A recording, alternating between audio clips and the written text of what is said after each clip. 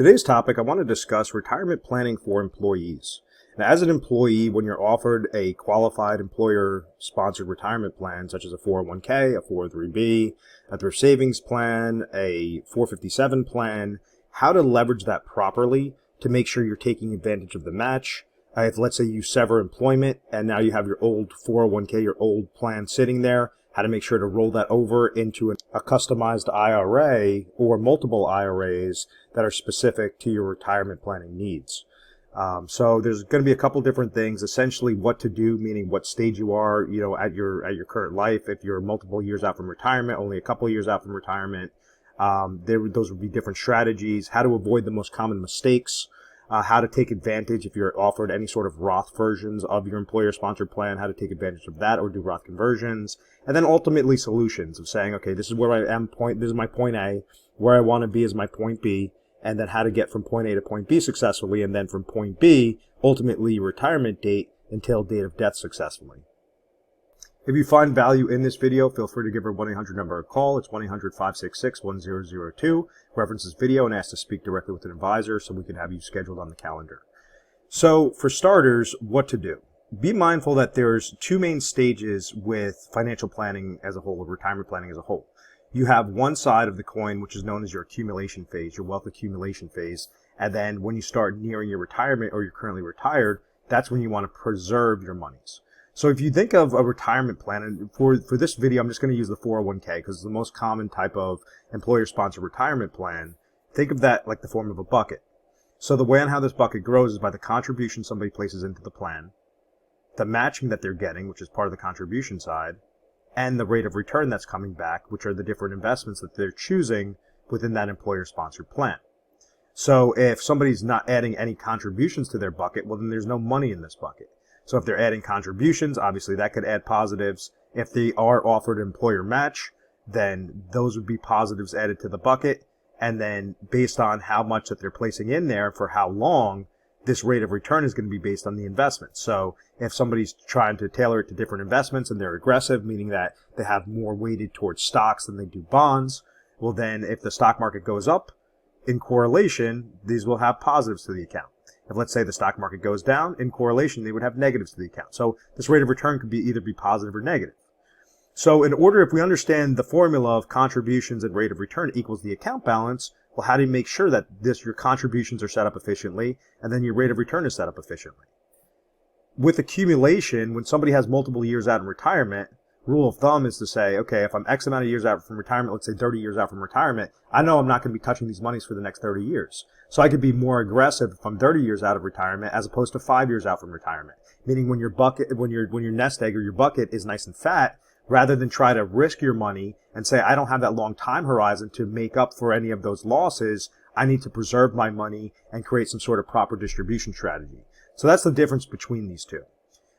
Really, wherever you are right now, it's based on what your risk tolerance is. So what your risk tolerance is and the employee that works next to you, you guys could have entirely two separate risk tolerances. One could be completely risk tolerant, the other could be risk averse, and it all correlates to your subconscious mind of what you feel about what's going on with the market, what sort of panic that you'll have. I've seen some individuals that they've worked for 30, 40, 50 years, and they've always kept their money in the fixed account in like a stable value fund, or if it was like a thrift savings plan in the G fund, because they were so scared to go into the market. That's one side of the coin. The other individual might be super aggressive and just want to be set up in an S&P 500 index fund, regardless of however old they are. So it really, really just depends on what their tolerance is, and then how to make sure that that's matched up properly.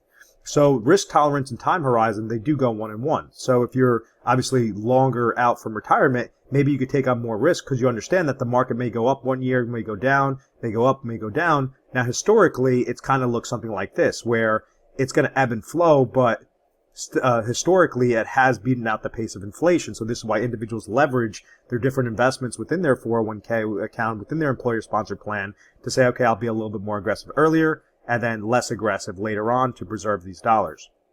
Time horizon, very important. If somebody has a nest egg sitting with $500,000, and let's say they're 62 years old and they're going to retire at age 65 and they only have 3 years left, and they really need to rely on this nest egg, Maybe they only have Social Security income. They're not offered a pension income. And they understand they have X amount of dollars of expenses. Well, rather than try to really push the pedal to the metal with this, and let's say if they go too risky, and then these next 3 years is 500,000 drops down to 300,000, that's a lifestyle change. That messes up everything regarding retirement. As opposed to the individual that says, okay, I'm going to preserve my monies. Maybe instead of that 500,000, there was a loss in the market in these next 3 years. So maybe that's only going to drop down to 480,000 as an example. So they padded up their account better, meaning that if the market, went bullish, maybe instead of 500,000 with that more conservative play, it's going to go up to 520, as opposed to the more aggressive play might have, brought it up to 600,000. It might make more sense to go with that conservative play because of they understand the downside is going to at least be hedged. It's going to be protected properly. So they're not going to have to, they're not basically gambling so close to retirement. And what does that really mean? Well, if you lose your nest egg, well, then that means you have to work longer.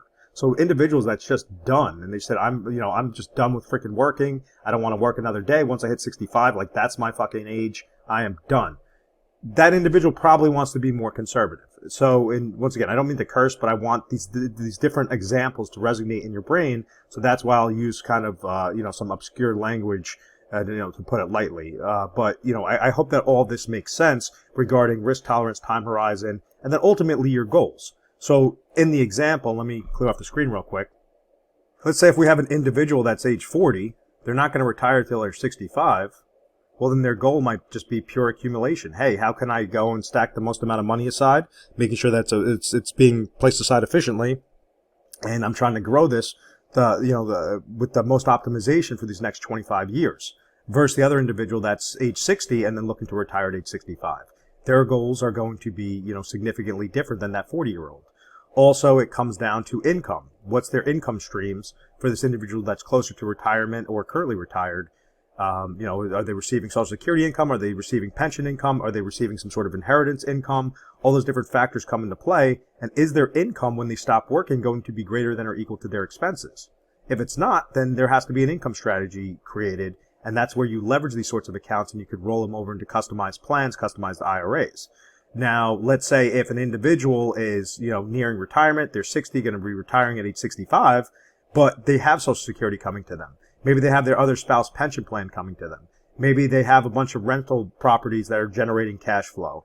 Maybe they have an inheritance that's going to last them for the next 30 years. So all these different factors, let's say their income streams are 200,000, but after doing budgeting analysis, their expenses when they stop working are going to be, 70,000. Well, why would you create an income strategy if you don't need to? If you're already above, you have such a positive delta at that aspect of 130,000 of cash flow, it doesn't make sense to leverage that income side. So that's where, individuals would leverage more towards like an emergency need, making sure they have emergency funds, and then also a growth-related need. And this growth-related need can be segmented in a whole slew of different ways. It could be segmented to say, hey, I want to, out of this portion of dollars, maybe I have a $500,000, account, employer-sponsored plan like a 401k. I want to make sure to leave this effectively to my beneficiaries. Or I want to leave, 200,000 of this, to my kids. But I want this growing. So there's certain mechanisms, there's certain strategies you could do that will maximize this out on a death benefit standpoint, while the other 300,000, maybe 100,000 is just set up as a fund account, but this is going to be set up with dabbling in different investments. Maybe another 100,000, they want to have it as fixed. Maybe another 100,000, they want to have it as protected growth. So there's a whole slew of different things they could do as opposed to just leaving it into their employer-sponsored plan.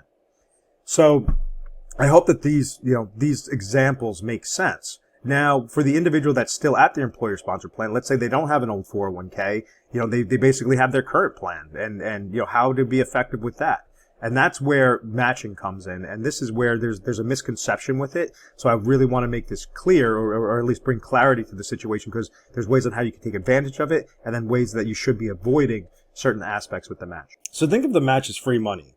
It's basically an incentive to stay at that company. So you might have something called a vesting schedule, where a lot of medical professionals, typically have this, where they says, okay, you're going to be eligible for your matching money, but you have to stay here for at least, 2 years or 5 years or 10 years or whatever those terms are.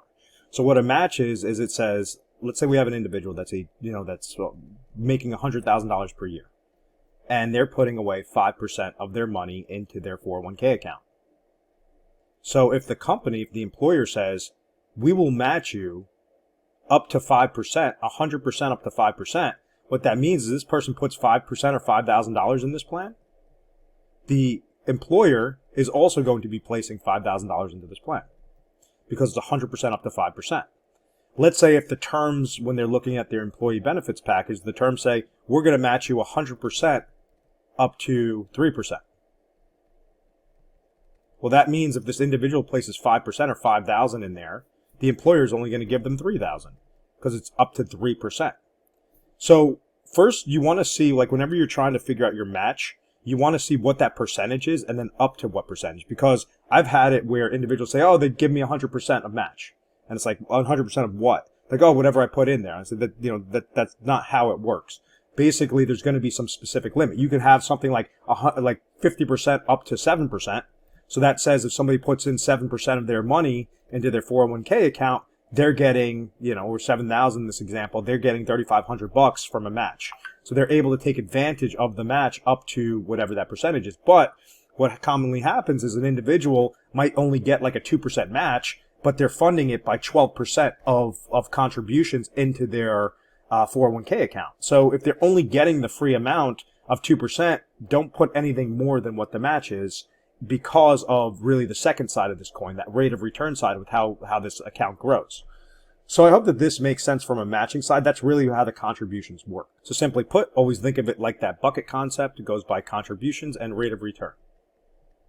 The contributions are the controllables. If somebody's making $100,000 in a year and they say, hey, I want to put 5% of my salary into my 401k account, that means they're putting $5,000. If let's say you have a match or there's no employer match, well, then the employer's not matching anything. Let's say if they have a 5% match, 100% up to 5%, then they're also putting in that 5,000. Let's say if somebody puts in, 10% match, but they're only matching at 5, they're only going to get whatever the match is. So, 5,000 in that example off of the individual that contributes 10,000 in there. So that's the contribution side. Whatever your match is, you should at least take advantage of that. Now, the rate of return side, the downside to a lot of employer-sponsored plans is their investment options. Think of these as eggs in your basket to choose. A typical 401k account may only have anywhere between 15 to 25 different funds or options to choose. So if you're trying to be super aggressive, there's only so much juice that you could squeeze off of those options. So this is why when somebody opens up an IRA account, instead of only having 15 to 25 options, they might have 5,000 different options. They could create multiple strategies. They could have low-cost funds, higher quality at a lower cost. It really just depends on that individual scenario and who really houses that 401k account, how the 401k account is essentially created. So this is why getting what the match is and nothing more than the match makes sense regarding, the employer match. And anything that you want to have excess, that's where you could set up individual plans. That's where you could say, okay, I understand I want to put away, let's say I make $100,000 in a year and I'm getting a 5% match. But I could contribute about $10,000 into my retirement accounts. So if I go and I leverage the 401k as an example, I'm putting $5,000 in there. My employer's matching me $5,000 because of the 5%. So $10,000 is going into that bucket every year. My rate of return is going to be based on the different investments that I choose. So that's either going to be positive or it's going to be negative.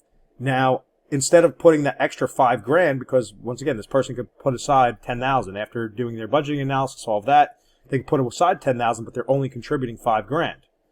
The extra $5,000, maybe this individual should open up an IRA account, a Roth IRA account, or a traditional IRA account. So now this $5,000 is being contributed into their IRA account. Works like the same sort of mechanism, contributions and rate of return. But now this rate of return can be customized better, can have a stronger potential rate of return, could have better diversification in there. So this person is still adding 10,000 of contributions into, qualified retirement accounts. One's going to their employer-sponsored plan, the other's going to their individual retirement account, and they're now being more efficient with leveraging this towards a growth-related play. So that I hope that example makes sense. And it really, just think of the options, the eggs in your basket. Would you rather have 1,000 eggs in your basket to choose from, or 10 eggs in your basket to choose from?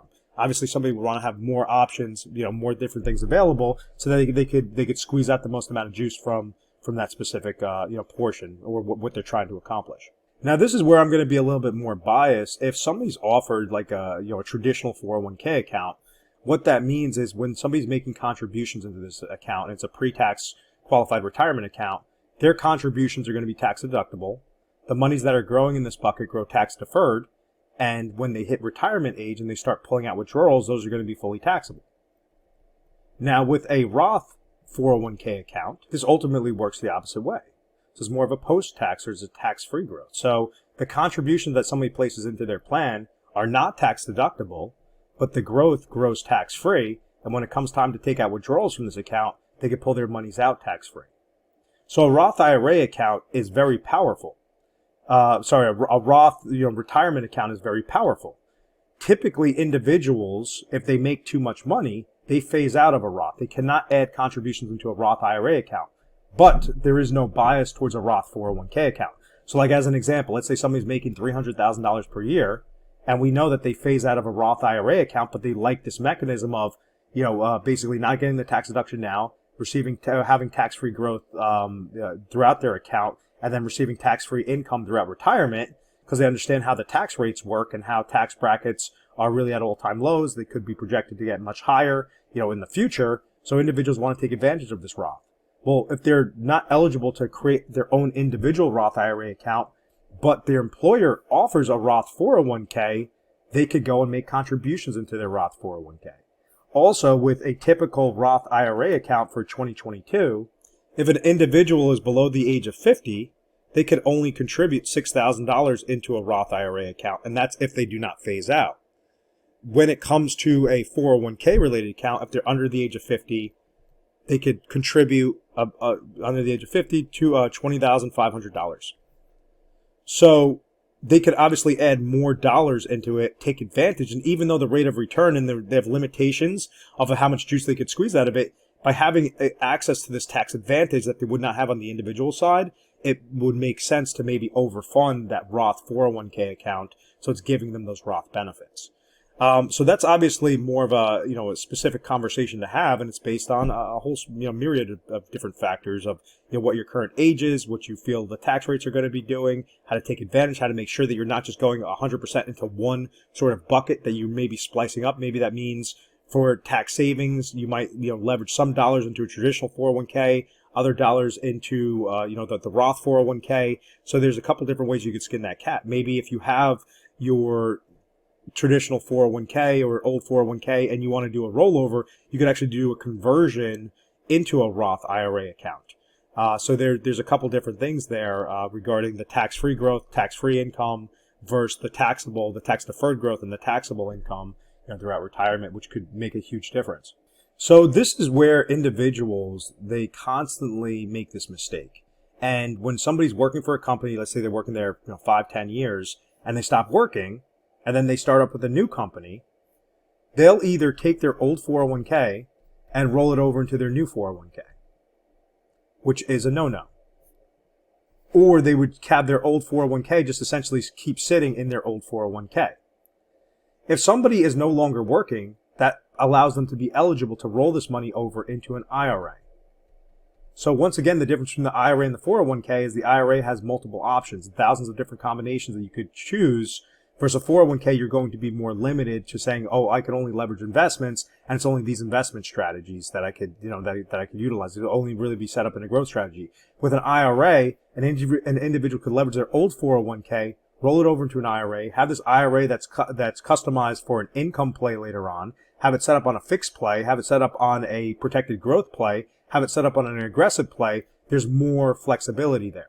So if you do have an older 401k account, or you know that you're going to be severing employment and you're having access to your current 401k account that you could roll over, or let's say you're 60 years old, but you know you're going to be working for the company, you might have something called an in-service rollover that you're eligible for. Take advantage of that. Because if there's ways that how you could create more strategies, be more efficient with your money, do the rollover into the IRA, but make sure that that IRA is customized to your specific goal. And that's something that we help out for individuals that are unsure of how to do this. We go and we walk them through that process, and we'll give them recommendations. We'll see, we'll break down what their budgeting analysis is to say, okay, this is ultimately the goal that you should be striving for. This is how to accomplish that goal. This is if you want to leverage it aggressively. These are the percentages of success versus if you want to be more safe with it. This is this is how much you have to place into there. So there's a whole slew of different things you could do with those older accounts into customized IRAs. Now, let's say if you do not have access to that 401k, you can't roll that money over, and you're more in that accumulation phase of retirement. Well, how can you add strategies outside of your employer? One of those examples was the match. If let's say somebody's making $100,000 in a given year, and they're only offered a 3% match, and they only have a traditional 401k account as an example, well, maybe that, but they could utilize 10,000 of their money, of their income to some sort of savings, maybe put 3,000 into their employer sponsored plan. So they're getting the 3,000. So 6,000 is going into that account. The other 7,000 that they did not put in their employer sponsored plan, now this could be broken down to a few different ways.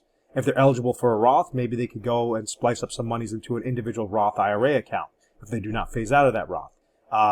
Maybe they phase out, but they could go and contribute into a traditional IRA.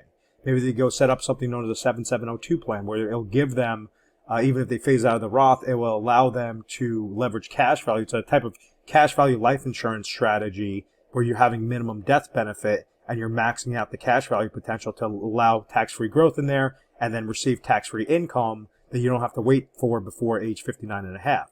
So that's more of a complicated type mechanism, but there's different things that an individual could do to say, okay, I want to leverage $10,000 per year towards a contribution goal.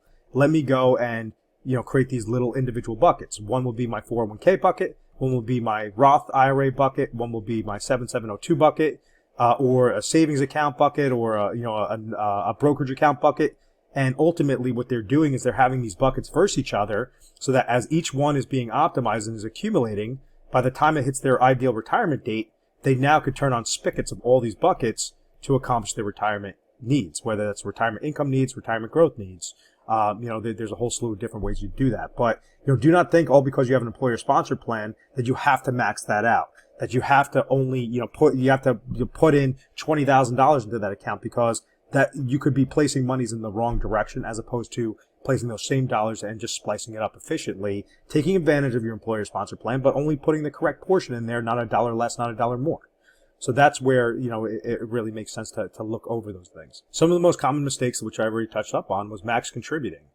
Does it make sense to put in $20,000 into your 401k account if you're only getting a match of $2,000? Most likely not.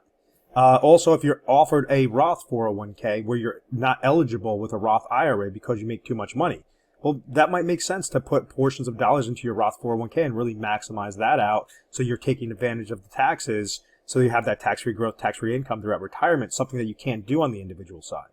And then really most importantly is not having a strategy. Just saying, I'm working for my company, I'm keeping my head down, and, I'm just kind of throwing some money aside, it's matching, I'm just dabbling with what my investment choices are. No, have an actual strategy. If you don't know how to really create the allocation, create diversification, that's where you would need an advisor to help you out. Figure out what your situation is. What is your exact risk tolerance? What is your risk score that's coming back? What are your current eggs in your basket that you could take advantage of with your current 401k account? Does it make sense to go and open up a customized IRA or do rollovers into customized IRAs? Examine some of the options that are available. So maybe that means you could have funds that have a cheaper cost at a higher quality, better diversification, different things that could just optimize the growth of your bucket if growth is really your goal.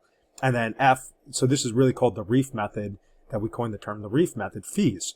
If there's ways to reduce the amount of drag on your account, that means that there's now compound interest of more monies going into your pocket or growing that account that much more effectively and efficiently.